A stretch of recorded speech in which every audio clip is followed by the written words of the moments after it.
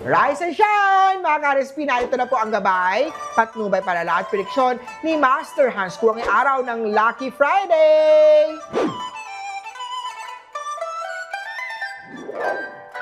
Sa mga pinanganak ng Year of the Rat, mag-declutter, tanggalin ang gamit na walang kinalaman sa trabaho para iwas distraction. Para sa mas produktibong trabaho, makakatulong ang maglagay ng maliit na indoor plant, ilagay na sa side ng desk. Ito po ay sumisimbolo ng growth at fresh energy sa trabaho. Green at 6. Kay Ox naman tayo, iwasan ang yelo at malamig. Magluya ng tea o luya tea sa gabi. Ang simpleng pag-alaga sa katawan ay malaking puhunan para sa mas maayos na araw. White at 5. Kay Year of Tiger naman tayo, iwas gasto sa gadget.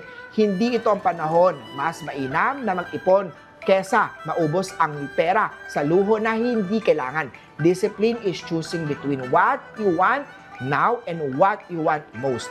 Red at 8. Kay Rabbit naman tayo, huwag magbitiw ng pangako na hindi kayang tuparin.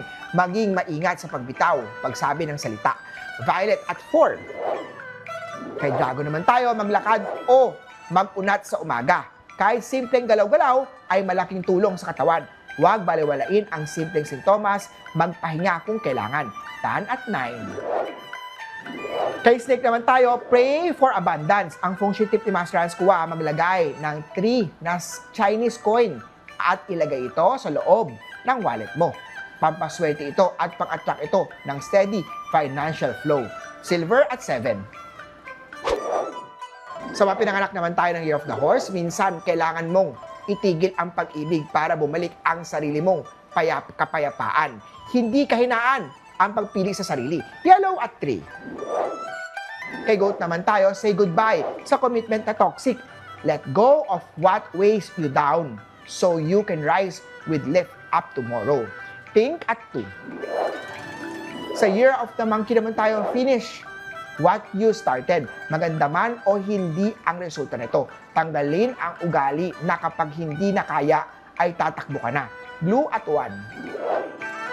Kay Rooster naman tayo, sa gitna ng ingay ng mundo, mahalaga ang katahimikan para maibalik ang balanse ng isip at katawan. Tandaan, ang katahimikan ay ang lugar kung saan makikita ang lahat ng kasagutan sa iyong katanungan. Cream at 5. Kay Dog naman tayo, may babala sa too good to be true na deal. Iwas ngayon para hindi maloko o mapahamak sa trabaho.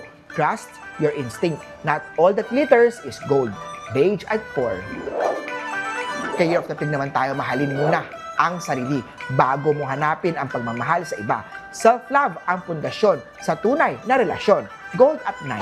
Muli po, ito po yung mga gabay, patnubay, palala at prediksyon lamang ni Master Hans Kua. Nasa inyong mga kamay, nasa lalay ang inyong tagumpay. Kaya always be positive at i-claim ang mga swerte, mga ka-RSP.